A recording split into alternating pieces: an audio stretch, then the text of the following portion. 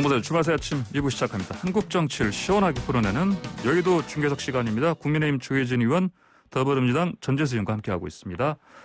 자, 두 의원님 다음으로 지금 아까 우리 사표 사의 얘기했는데 이번에도 하시려면 또 사퇴 또 얘기하겠습니다. 국민의힘 의원들이 엊그제 대법원 방문해서 김명수 대법원장 사퇴하라 얘기했습니다. 김 대법원장은 사퇴할 의사 없다 얘기했는데 이 상황 좀 어떻게 보십니까? 먼저 이거는 조혜진 의원께서 말씀해 주셨겠네요, 보니까요.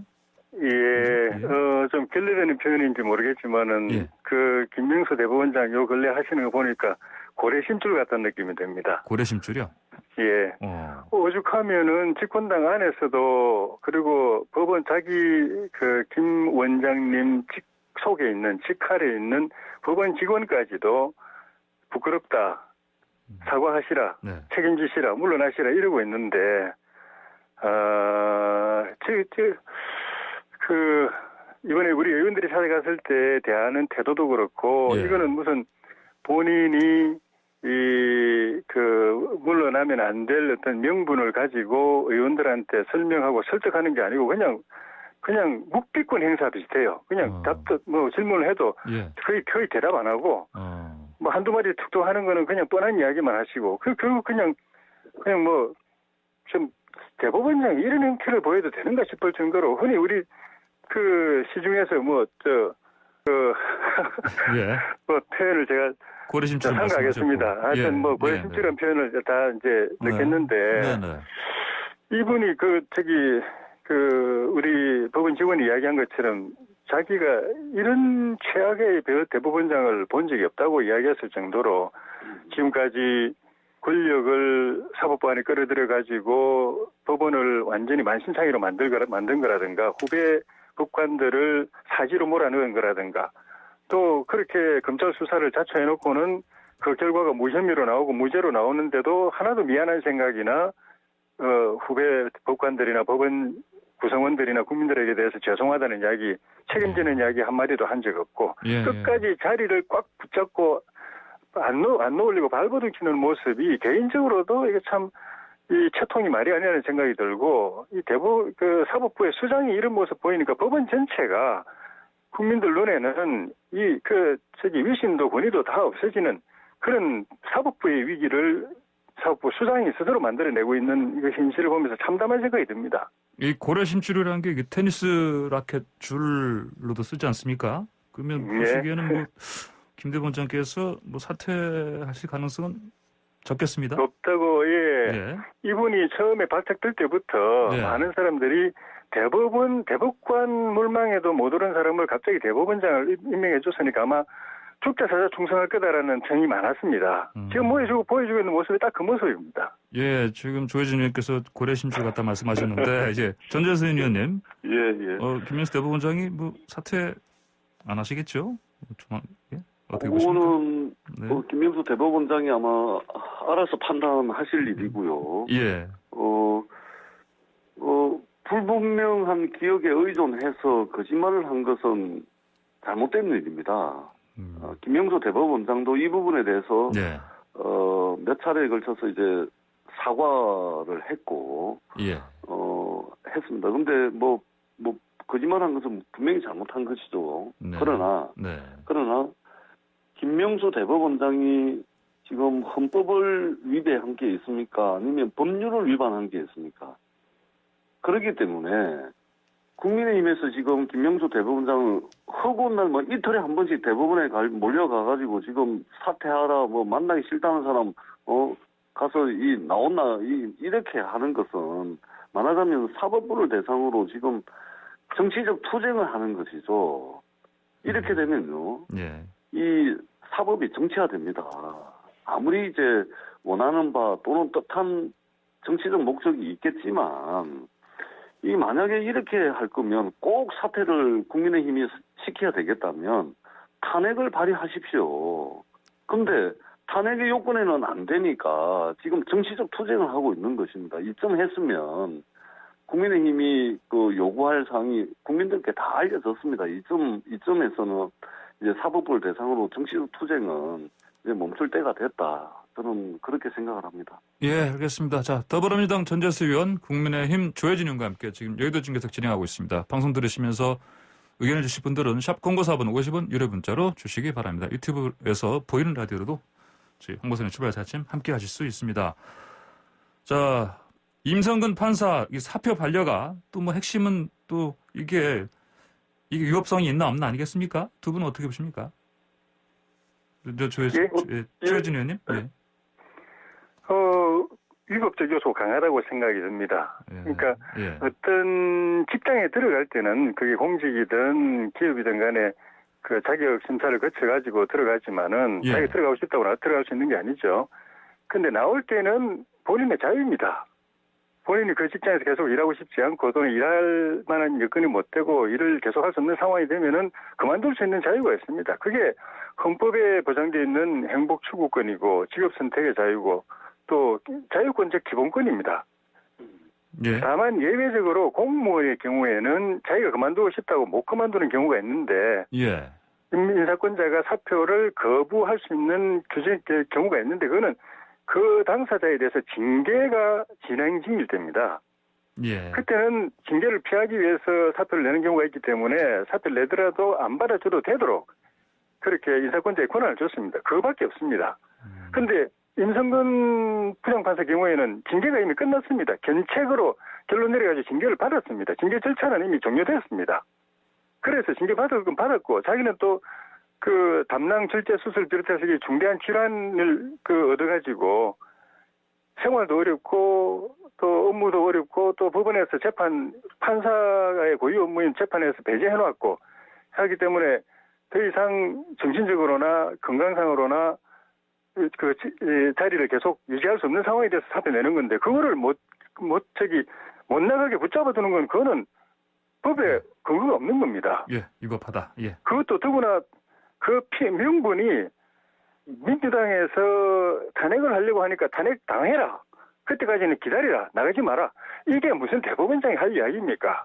그래놓고 또 그것도 안 했다고 거짓말까지 하고. 예. 말이 안 되죠. 아까 예. 헌법 위반이냐 법률 위반이라고 하셨는데 예. 사법 독립을 스스로 침해하는 헌법 위반이고 그다음에 예. 사법농단 수사라고 하는 그 과정에서 직권 남용 그리고 이번에 거짓말하고 국회를 상대로 해서 허위 공문서 보낸 과정에서 허위 공문서 작성 사용죄 많습니다. 예. 알겠습니다. 전재수 의원님요? 예, 뭐 그렇게 명백한 예. 헌법 위배 사유가 있고 법률을 위반한 사유가 있으면 예, 탄핵을 탄핵. 발의하시는 게 맞죠. 예. 더 이상 이렇게 허구한 날 집단적으로 이렇게 가가지고 뭐 예. 사퇴해라 만나자 이거 하지 마시고 예, 탄핵 예. 발의하시는 게 맞고요. 예. 그다음에 임성근 판사는 명백하게 법원 판결에 의해서 재판 행위라는 불법 위헌적 행위를 한 것은 명백한 거 아닙니까? 이거는 법원 판결문에 나와 있는 겁니다. 우리가 고위공직자들이 오래된 잘못된 관행이 뭡니까? 반드시 없애야 될 관행이 뭡니까? 자기가 헌법을 위배하고 법률을 위배해가지고 징계를 받거나 또는 재판을 받고 있거나 또는 탄핵이 논의가 되고 있거나 이럴 경우에는 국가공무원법 74조에 의해 가지고 이 사람을 자기가 그만두고 싶다 해가지고 그만둘 수 있는 게 아닙니다. 잘못된 관행이 잘못을 다 저질러 놓고 그냥 그만두고 나가버려가지고 징계를 피하고 해왔던 이 잘못된 관행을 김영수 대법원장이 말하자면 국가공무원법에 근거해가지고 사표를 반려한 거 아닙니까?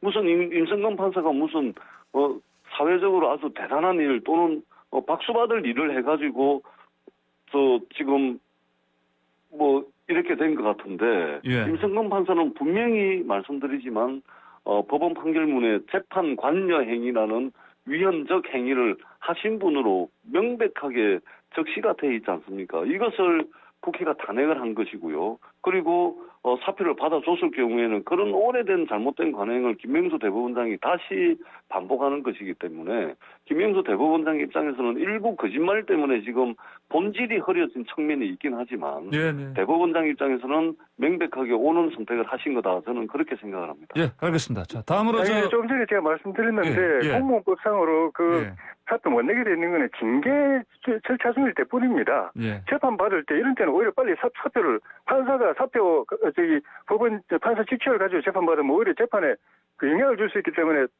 판사직을 내려놓으라는 게 일반적인 상식이고. 예.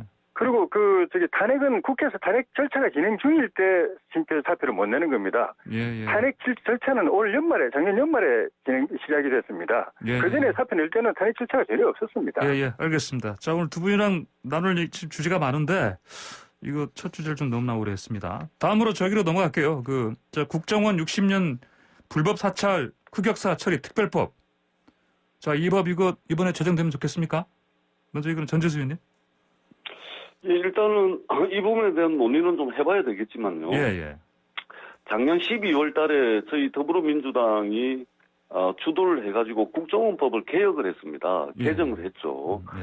그래서 이 국가의 정보기관이 국내 정치에 개입을 하지 못하게 개정을 했고, 만에 하나 국내 정치에 개입을 하게 될 경우에 그것은 법률에 의해서 명백하게 이제 처벌받을 수 있도록 형사적 책임을 질 수 있도록 국정원법을 개정을 하면서 국정원 개혁을 저희들이 작년 연말에 이뤄내는 성과를 얻었습니다. 그동안 국정원이라든지 안기부라든지 중앙정보부라든지 기무사라든지 이런 국가의 정보기관을 이용해가지고 공작 정치를 하고 또 인권을 탄압해오고 뭐 이렇게 해왔던 것은 국민의힘의 전신이었던 독재정부 시절에 쭉 그렇게 해왔죠. 그런 측면에서 국정원 또는 정보기관의 불법 사찰 흑역사 이런 부분들을 들여다볼 필요가 있다는 말씀을 드리고요. 예. 다만 지금 이 시점에서 국정원 60년 불법 사찰 이게 과연 이게 가능한지 가능한 범위가 어디까지인지 이런 부분들은 예. 여야가 함께 머리를 맞대면 예. 충분히 논의는 시작할 수 있다. 이렇게 생각을 합니다. 알겠습니다. 예. 조혜진 의원님. 제가 아무런 인연도 없고 그때는 어린애였던 시절인 민정당, 공화당이 업보까지 제가 질문해야 되는가에 대해서는 제가 좀 의문했습니다만은 그렇다 치고 법만 제대로 만든다면은 정치적으로 이용하기 위한 목적이 아니라면 저는 이 법 만들 필요도 있다고 생각합니다.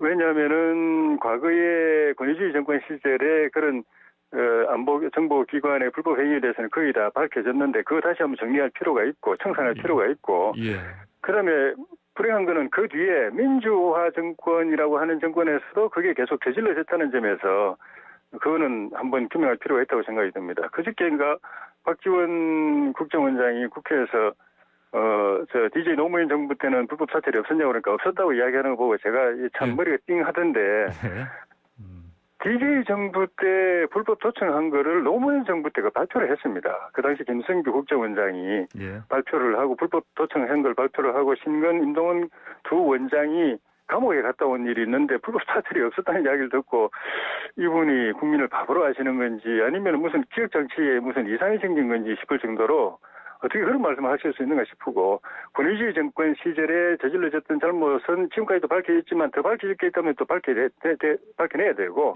그걸 청산하겠다고 하는 민주화 운동을 했다는 정권에서도 사찰, 불법 도청, 미행 이런 게 이루어진 거는 역사적 교훈을 위해서도 낱낱이 밝혀야 된다고 봅니다. 알겠습니다. 자, 오늘 여의도 중계석 벌써 시간이 다 됐습니다. 두 분 말씀 잘 들었습니다. 감사합니다. 고맙습니다. 네, 고맙습니다. 네, 더불어민주당 전재수 의원, 국민의힘 조혜진 의원과 함께했습니다.